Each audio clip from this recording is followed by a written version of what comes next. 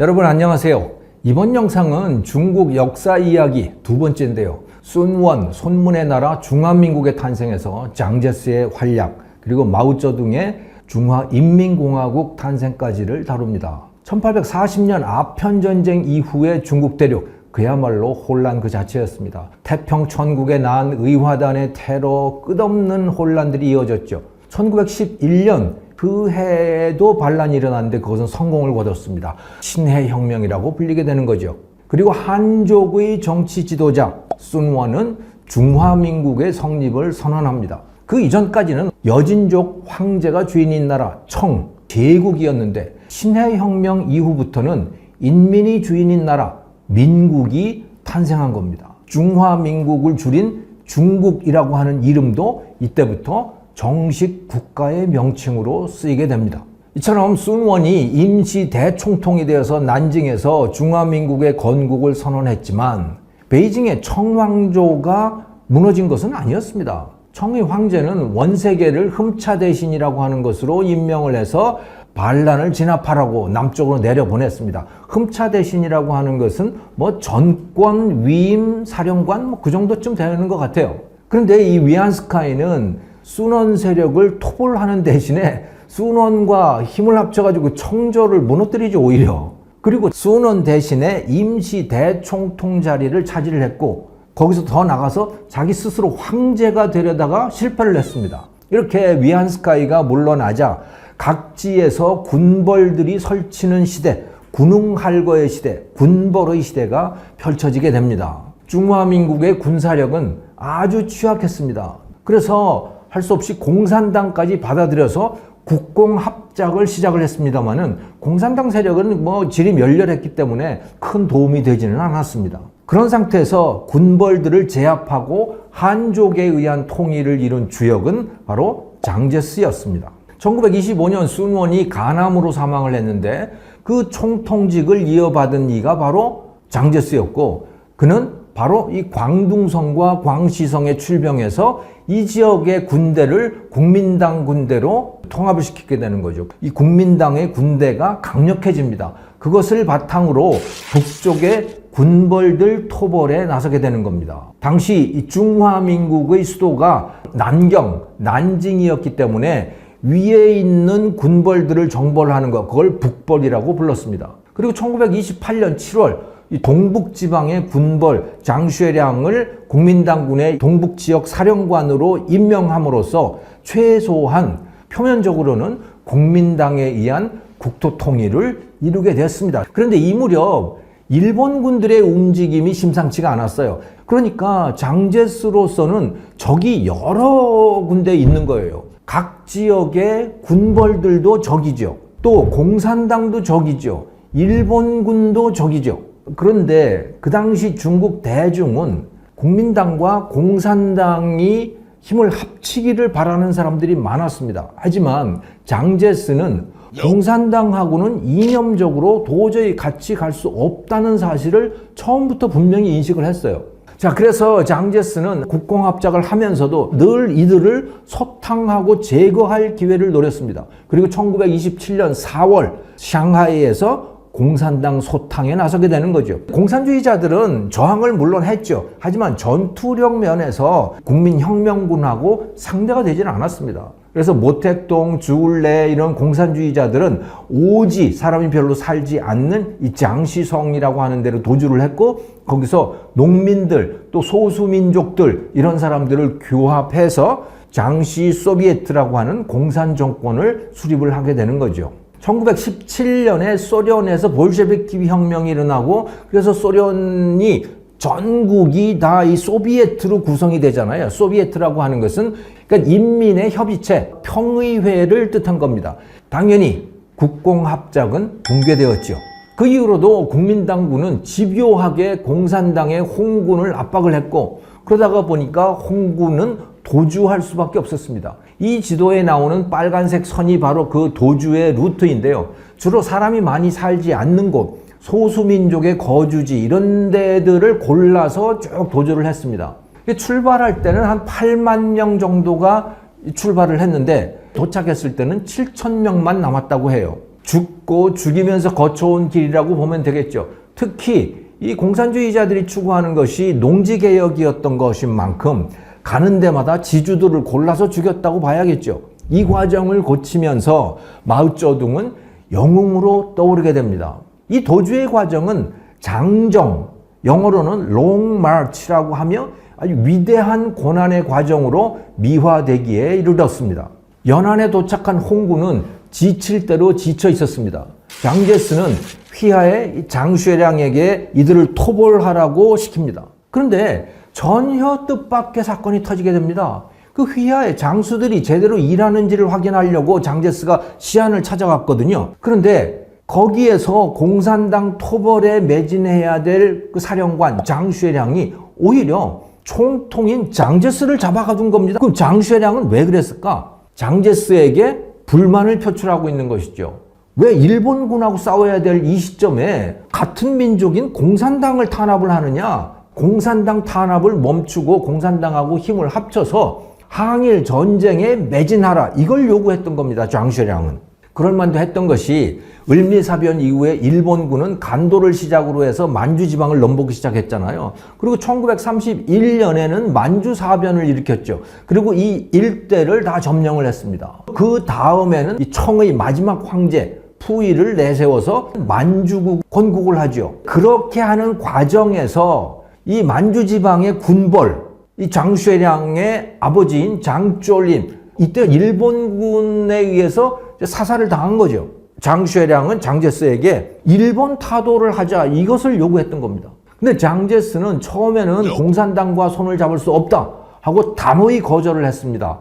그런데 며칠 후에 그 부인 송메일링이라고 하는 이 사람이 시안을 찾아와요. 그래서 결국 장제스도 국공합작을 수락을 하게 됩니다. 이 같은 일련의 사태를 시안사변이라고 부르게 되는 거죠. 이 장쉐량 덕분에 중국 공산당은 구사일생, 기사회생을 하게 됩니다. 그리고 국민당 군대와 연합군을 형성을 하는 거죠. 자, 일본 관동군은 1937년 만주국 건국에 그치지 않고 베이징 이남 지역을 본격적으로 침략을 하기 시작합니다. 그래서 난징 대학살이라고 하는 것도 벌어지게 되는 거죠. 30만 명이 살해됐다고 하는데 일본의 중국 침략의 한 과정이었던 것이죠. 네. 그런데 당시 일본으로서는 이 중국의 군사력이 형편없었기 때문에 단기간에 이 전투가 끝날 거라고 예상을 하고 전쟁을 시작했는데 뜻밖의 굉장히 오래 이 전쟁이 지속됐던 거예요. 말하자면 이 장제스의 국민혁명군이 일본군과의 전투에서 아주 잘 버텨줬다는 것을 말해주고 있는 겁니다. 그러던 차에 1941년 12월 일본군이 미국 하와이에 진주만 공습을 하게 되잖아요. 미국은 세계대전에 끼고 싶어 하지 않았는데 결국은 일본에 대한 선전포고를 하게 되는 겁니다. 자, 그런데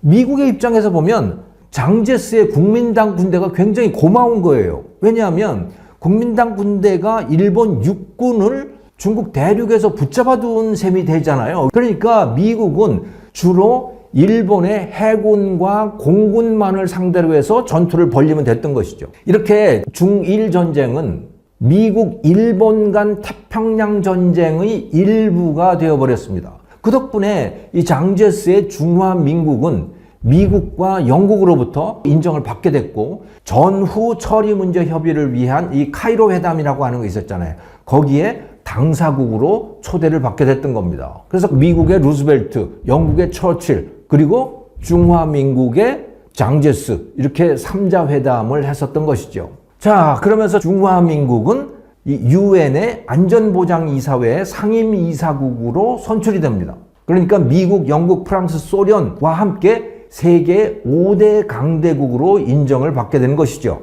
하지만 그 기쁨도 잠시, 중국 내에서는 국민당 군대와 공산당 간의 내전이 다시 터지게 됩니다. 이 국민당, 공산당 간 공동정권 수립을 해라 하고 미국이 종용을 하고 나섰습니다마는 장제스는 그게 못내 마음에 안 들었어요. 그래서 1946년 장제스 군대가 공산당 군대를 공격하기에 이르게 됩니다. 처음에는 국민당군이 압도적으로 우세했지만 시간이 갈수록 전세는 바뀌어갔습니다. 거기에는 뭐 여러 가지 이유가 있었죠. 조금만 자세히 알아보면 이 중일 전쟁 기간 중에 스탈린은 말이죠. 알게 모르게 국민당 편을 들었습니다. 그러다가 전쟁이 끝나자 태도를 바꾸게 된 거죠. 그래서 공산당 군대 홍군을 지원하기에 나서게 됩니다. 특히 만주의 일본군 관동군에게서 탈취한 무기들, 그것을 모택동 군대에게 건네줬고 홍군의 전투력은 급상승을 하게 됩니다. 사실 미국 정계와 행정부 내에서는 오히려 공산당 편을 드는 인사들이 상당히 많았어요. 이 파시즘과 공산주의는 1930년 대공황 이후에 특히 지식인들 사이에 전 세계적인 조류였습니다. 그래서 유럽에서 파시즘, 나치즘이 등장을 하게 된 것이고, 또 러시아에서는 레닌이 볼셰비키 공산주의 혁명을 일으키잖아요. 그것이 인류의 미래라고 생각한 서방의 지식인들이 굉장히 많았던 거예요.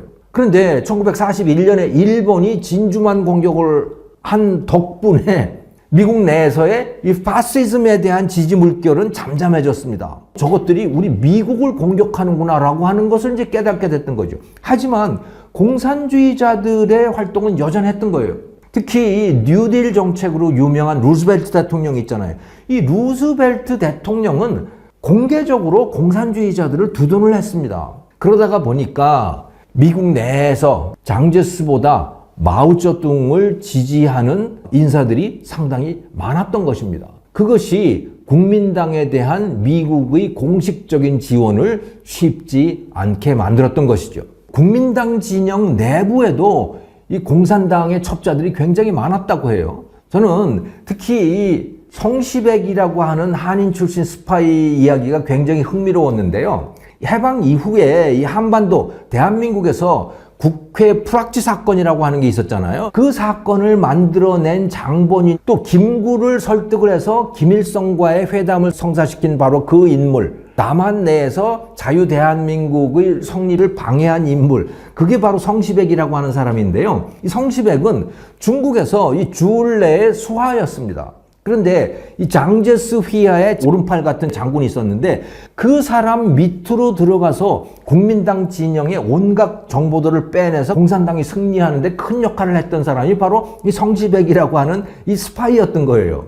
자, 장제스 측이 패한 데는 이 중국 내 민심의 이반도 크게 작용을 했습니다. 공산당이 농촌 곳곳에서 지주의 땅을 뺏어서 농민들, 소작인들에게 나눠주면서 민심을 얻었던 반면에 국민당군은 오히려 지주의 편을 들었으니까 뭐 민심이 떠날 만도 했던 거죠. 더욱 치명적인 일이 있었습니다. 바로 물가였어요.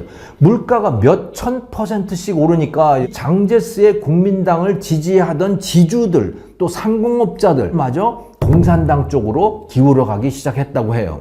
당시에 인플레이션이 얼마나 심각한지를 보여주는 지표가 있는데요. 1941년 말 샹하이의 도매 물가 지수가 15.98이었다고 해요. 그런데 이게 1945년 12월이 되면 17.7만이 된다고 합니다. 17만 7천. 1949년 4월이 되면 그게 얼마가 되는지 아십니까? 152조가 된다고 해요. 그러니까 뭐 비교도 안 될 정도로 물가가 오르는 거죠. 돈이라고 하는 거는 그야말로 쓰레기가 되어버린 겁니다. 이런 상황에서는 국민당 정부의 실책이 가장 큰 원인이었다고 합니다. 1927년 이전에 이 상하이 일대의 금융, 이거는 자유은행 체제에 기반을 뒀습니다. 아직도 그 은행이 있잖아요. HSBC 은행. 또 차터드 뱅크 같은 이 대형 영국계 은행들이 각자 돈을 발행을 했던 거예요. 은행들이. 그 돈들이 화폐로 통용되고 있었습니다. 그리고 그건 언제든지 지폐를 가지고 오면 은과 교환을 보장해준다. 이런 돈이었던 겁니다. 근데 전쟁을 하려면 돈이 있어야 되잖아요. 장제스의 국민당 정부는 세금을 걷는 게 아니고 그냥 그 은행으로부터 돈을 빌려다가 전쟁 비용을 조달을 했던 거예요. 그런데 여기에 이제 문제가 생기기 시작했습니다. 미국 정부가 은을 대량 매입을 하는 정책을 펴게 됩니다. 그러면서 은이 중국에서 유출이 되게 되고요. 그러니까 이 중국의 은행들이 대출을 해주기가 매우 어렵게 되어버린 거예요. 그러니까 국민당도 전쟁 자금 조달을 하기가 어려워졌던 거죠. 국민당 장제스는 1935년 11월에 결국 통화정책을 완전히 바꾸게 됩니다. 국영 중앙은행만이 법정 통화를 발행한다. 이렇게 제도를 만들어 버렸던 거예요. 국민당 정부가 돈을 찍어내기 시작했던 거죠. 그 돈을 마구 찍어냈던 거예요. 그러면서 돈 가치가 추락을 하게 됐던 겁니다. 게다가 권력층이 그 돈의 상당 부분을 착복한 것으로 보입니다. 1939년 당시 일본의 정보기관이 중국 고위층의 재산 상태에 대한 비밀 문건을 작성을 했는데요. 그게 나중에 공개가 됐거든요. 장제스의 재산이 809만 달러로 가장 많고요. 그 부인인 송미령이 377만 달러. 그리고 수많은 고위층들이 나오는데 그들이 최고의 부자들이었던 거예요. 그 돈이 다 어디서 나왔겠습니까? 상당히 부패를 했던 것이고 거기다가 심지어 무기까지 팔아넘겼다고 해요. 고위층의 이 부패가 정말 심각했다라고 하는 사실을 우리가 미루어 짐작할 수 있는 것이죠. 1945년 일본과의 전쟁이 끝날 당시 이 장제스의 국민혁명군 숫자가 430만이었다고 해요. 마오쩌둥의 홍군 인민해방군의 숫자는 120만.